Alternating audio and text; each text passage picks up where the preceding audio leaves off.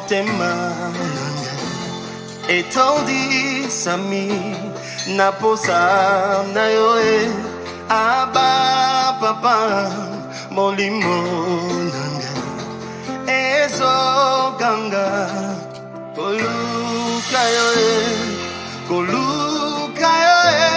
nana. Bonjour, bonsoir, et je dépend de la tango aux autres bichot. C'est le révérend prophète Francis Nzaza Malou. La Yébichouchouto, au Kabola, pensez moi la Bible, afin que comment Nzame tombe ma caca.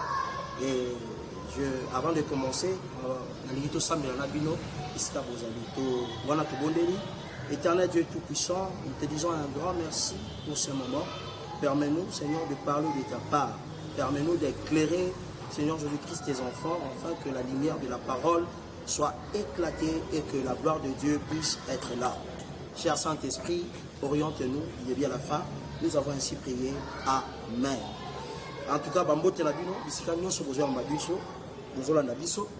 je suis votre humble serviteur, le révérend prophète Francis Nzaza Malou, du ministère École de prière. Celui qui est capable de prier et capable de tout.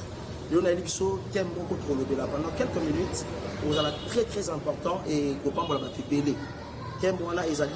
combat de ta destinée. Le combat de ta destinée. Je dirais cet thème pour vous dire, pour vous fortifier. Il y a beaucoup de personnes qui reçoivent le combat de leur destinée. Ils ne savent même pas comment s'en sortir avec ces genres de combats. Au Lexibaton, les prophètes ont prophétisé. Dans le Baraboui, il y a beaucoup de Dieu à dire, mais il y a peu de Dieu à faire. Maintenant, pour toi, parce que tu es en train de vivre le combat de ta destinée. C'est quoi le combat de ta destinée? Or que la destinée, toute destinée est entre la main de l'Éternel. Celui qui détient la destinée de quelqu'un, c'est Christ lui-même. Mais le diable vient pour combattre cette destinée. Nos destinées, même si tu es pasteur, même si tu es évangéliste, il y a des choses que le diable va commencer à combattre. Dès le jour que tu as reçu Jésus comme Seigneur et Sauveur, il y avait déjà la présence de ces combats. Donc le combat ne va pas te quitter. La Bible dit laissez livrer les blés s'équatre ensemble. Mais le jour de la récolte, ça sera le jour de l'enlèvement. Le jour que Christ va venir sur la terre, que ces choses vont changer. Mais je vais donner comment tu vas changer, comment tu vas combattre dans le combat de ta destinée. Au Salanini, mes bien-aimés dans le Seigneur, pour combattre le combat de ta destinée. Et avec quelles armes que tu peux utiliser pour que le combat de ta destinée soit anéanti? Comment tu vas faire? Avant d'entrer, je vais vous signaler. Tu sais, un jour, la Bible parle de quelqu'un qui était un homme de Dieu, c'est Job. La Bible dit Job était un homme de Dieu qui craignait l'Éternel et l'Éternel lui avait béni. Mais à un moment, le diable a accusé Job. Et Job s'est retrouvé par terre. Mais ce que j'aime, l'Éternel a dit touche le corps de Job, mais ne touche pas l'âme de Job. C'est-à-dire, le diable était en train de combattre sa destinée, mais Dieu n'avait pas permis que sa vie puisse être ravie. Même si ta destinée peut être combattue, mais si Dieu garde ta vie, un jour tu finiras champion. Là, je dis à quelqu'un, je sais que là où tu es, tu as dit un grand merci. On va lire le premier verset, Matthieu chapitre 21. Matthieu chapitre 21, pour comprendre, on doit lire la Bible, Matthieu 21, le verset 22. 21, 22. Qu'est-ce que je vois? 21, 22. Je vais lire à haute voix. Tout ce que vous demandez avec foi par la prière, vous le recevrez. Amen. Nyoso kosenga na nzela ya kondima pena lo sambo okuzwa. Pour combattre le combat de ta destinée, tu dois activer deux choses. La première des choses, c'est la foi. Parce que la prière sans la foi, ta prière ne peut pas être efficace. Donc la prière avec la foi, ta prière va être exaucée. Parce que la foi, c'est Jésus. Moi, je dis, dans une nouvelle dimension, la foi, c'est la monnaie du ciel. Toute personne qui a la foi peut aller acheter quelque chose au ciel parce que la foi peut acheter tout dans le ciel. Si tu lis le livre d'Ésaïe, Ésaïe dit, venez acheter sans argent. Donc, il y a qu'à somba, n'ambongote. Mais pour somba n'ambongote, ça c'est la foi, c'est-à-dire au travers de la foi. Pour combattre le combat de ta destinée, pour gagner le combat de ta destinée, tu dois activer ce que Matthieu chapitre 21, verset 22 dit. Tout ce que vous demanderez avec la foi par la prière, vous les recevrez. C'est-à-dire, lorsque tu demandes quelque chose, tu veux anéantir quelque chose, active ta foi. Mais la foi que je parle maintenant, c'est la foi miracle. Il y a aussi la foi conditionnelle, il y a aussi la foi miracle. Mais celui qui détient, celui qui a besoin de récupérer, celui qui veut aller combattre, doit combattre avec la foi, mais la foi miracle, pas la foi conditionnelle. Quelqu'un m'a posé la question, prédicateur, c'est quoi la foi conditionnelle? La foi conditionnelle, c'est la foi qui te dit, avant de gagner ça, tu dois gêner. La foi qui te dit, avant de changer cette situation, tu dois monter à Mangué. Ça, c'est une foi conditionnelle. Mais la foi miracle ne te demande rien. Crois seulement et tu verras la gloire de Dieu. Donc tu n'as pas besoin de faire beaucoup d'exercices. Rien que pendant que tu actives ta foi, il y a quelque chose qui va arriver dans ta vie et tu vas vivre la main et la puissance du Saint-Esprit. Et je commence directement. Donc la chose qui peut te permettre de gagner le combat de ta destinée, c'est quoi? Premier point, c'est la foi et la prière. Dis avec moi la foi et la prière. Donc la foi et la prière changera le combat de ta destinée. Je dis ici, la prière réduira le jour de l'accomplissement de ta destinée. Donc lorsque tu actives la foi, tu pries, même le jour qu'on avait déjà annoncé que tu dois être béni ou bien tu dois être élevé à 2025. Dieu peut réduire ça parce que tu as activé la foi et la prière. C'est-à-dire, c'est au travers de la foi qu'on devient Dieu. C'est au travers de la foi que ta prière sera efficace. Donc il y a des choses que nous oublions parce que nous pensons que c'est seulement la prière. Regarde maintenant, remarque maintenant, il y a beaucoup de personnes qui prient beaucoup, mais il n'y a pas de miracle. Il n'y a pas de signe de miracle. Tu ne peux pas changer quelque chose au ciel, même dans le monde des ténèbres, si tu manques la foi. Parce que la foi te permet de devenir Dieu en minuscule. La foi te donnera des choses même pendant que tu n'as pas combattu. Donc c'est seulement au travers de la foi.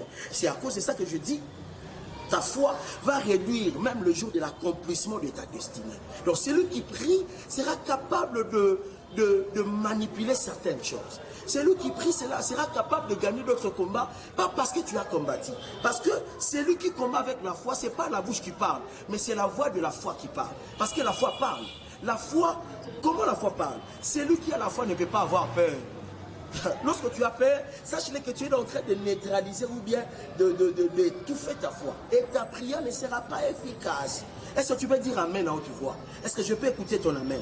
C'est-à-dire, celui qui active la foi a la facilité de gagner plusieurs batailles. Celui qui active la foi va gagner le combat de sa destinée. Dans chaque vie, il y a quelque chose qui est caché dans chaque vie. Mais la chose là qui est cachée, c'est ça, c'est qu'on appelle la destinée. Deuxième point, la prière te donnera la supériorité ou la victoire dans le combat de ta destinée. Là, on va lire Luc chapitre 7, verset 50. On va lire rapidement Luc chapitre 7, verset 50. Lisons avec moi dans vos maisons, là où tu es en train de travailler. Lisez avec moi. Pour que la grâce revienne à notre Dieu.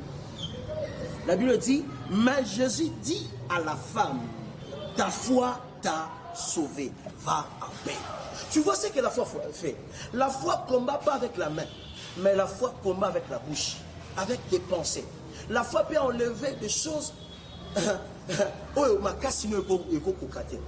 Papa, tu as trop échoué dans ta vie parce que tu pensais que rien que par la prière tu peux gagner toutes les batailles.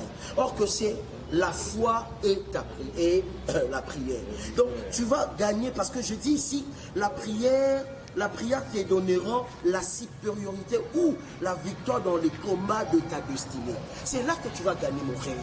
Mon frère, ma soeur, nous sommes en train de se traumatiser pour rien. Nous sommes en train de faire des choses bizarres.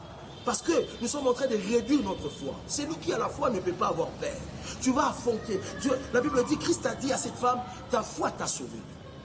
Tu as été sauvé pas par ta prière, mais tu as été sauvé par ta foi. Est-ce que tu peux activer la foi? Parce que la foi permettra à ta prière d'entrer en vigueur. La foi permettra à ta prière de réussir. La foi permettra à ta prière d'enlever cette montagne qui se tient devant toi. La foi permettra à ta prière de te donner le couronne que tu attends. C'est au travers de la foi. C'est-à-dire pour changer les combats de ta destinée, tu dois être un homme de la foi. Cette femme a été sauvée, pas parce qu'il avait prié, mais parce que Christ lui a dit, ta foi t'a sauvé. Tu sais, aujourd'hui, on a réduit Dieu à zéro. Si tu me poses la question, prédicateur, pourquoi tu as dit ça? On a réduit pourquoi tout le monde croit que si je dois opérer de miracles, si ma vie doit changer, je dois monter à Mangue Genge. C'est-à-dire, ce sont des hommes qui utilisent la foi conditionnelle.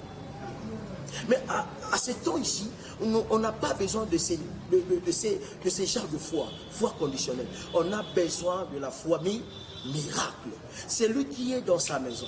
Tu es, je ne sais pas là où tu te tiens maintenant, mais active la foi miracle. Il y a quelque chose qui va entrer dans ta maison. Tu peux lever ta main droite. Moi, je vais prier. La foi miracle agit maintenant. Tu étais paralytique. Tu as la stérilité, tu manques, tu n'as pas de papier, tu es en train de traverser un moment très dramatique dans votre vie. À ma qualité d'un révérend, j'active le mystère de la foi, que le Dieu de mon ministère entre pour opérer un grand miracle. Cet obstacle qui s'est tenu devant toi parce que tu manquais la foi. Amen. Amen. Troisième dimension qu'on va monter. Et c'est là que je vais mettre aussi, enfin, je crois que je vais clôturer par ici. La prière, c'est une protection de ta destinée. Donc là, on peut lire Romains chapitre 1, verset 17. Là, on peut lire Romains chapitre 1, verset 17.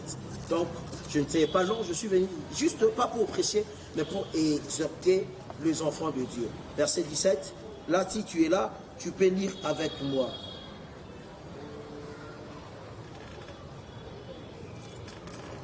Amen. Je crois, là où tu es déjà en train de lire avec moi. Et il y a quelque chose de la foi qui va booster encore ta vie. Parce que lorsque Dieu parle avec des précisions. Vis le temps, je ne vais pas lire, mais tu vas lire ça chez toi. Mais je vais te dire, la foi, la prière, c'est une protection de ta destinée. C'est-à-dire celui qui prie avec la foi a la capacité de protéger tout ce que l'Éternel lui donne. Et cette foi-là va activer des choses que tu avais l'impossibilité d'avoir. Et la troisième des choses, cette foi-là va appeler à l'existence des choses qui n'existent pas. Donc là, je suis déjà à la fin, mais j'ai besoin de signaler à quelqu'un de comprendre ce que je suis en train de prêcher. Le combat de ta destinée. Je dis dans le combat de ta destinée, il faut que tu actives la foi. C'est au travers de cette foi que beaucoup de choses vont arriver dans ta vie. La foi, d'abord, il faut comprendre que la foi, c'est une don. Parmi les 9 dons que Dieu a fait, il y a aussi les dons de la foi. C'est à cause de ça pendant que tu pries. Si tu vois que, parce qu'un homme qui n'a pas la foi va commencer à créer l'incrédulité.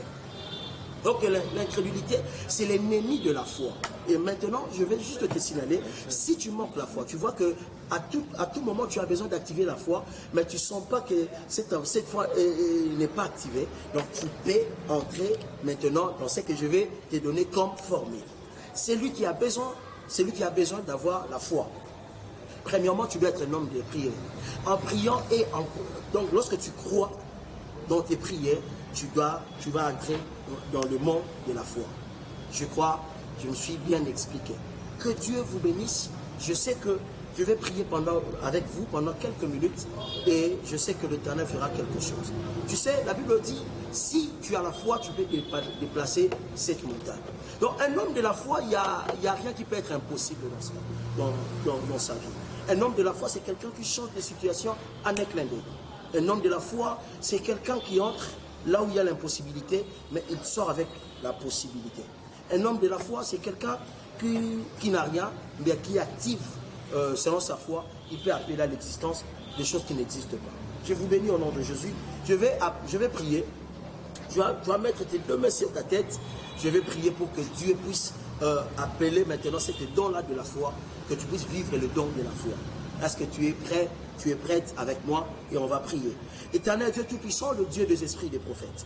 Je suis en train de prier, Père éternel, pour que l'esprit de la foi entre dans la vie de quelqu'un. Seigneur, il y a beaucoup de personnes qui croient que, Seigneur, c'est impossible que tu puisses changer leur vie, Père. Or que tout ça, Père éternel, ça met l'incrédulité.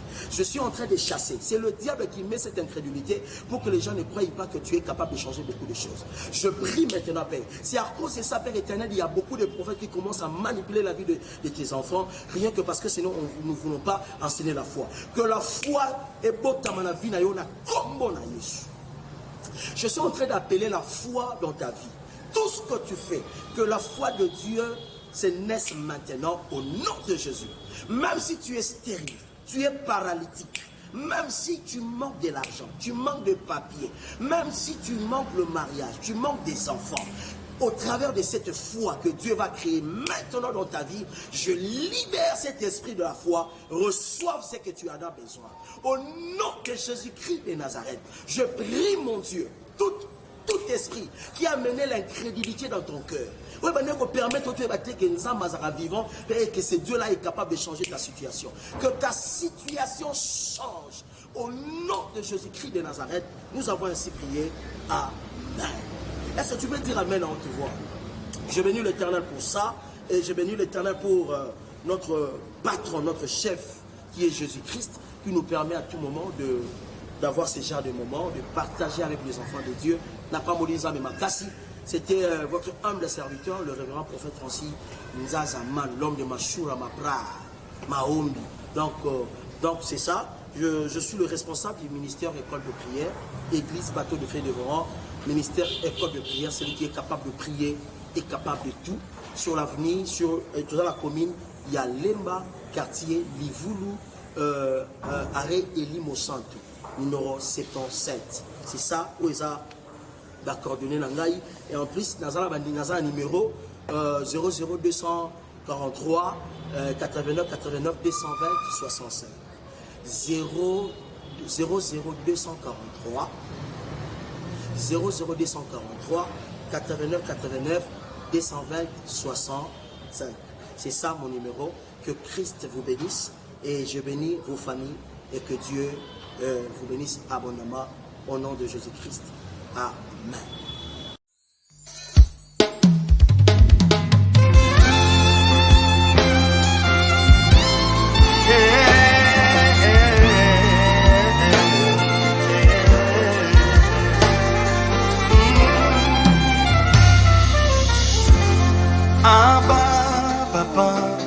Motema etondi sami naposa na yoe aba papa molimo nanga ezo ganga koluka yoe kolu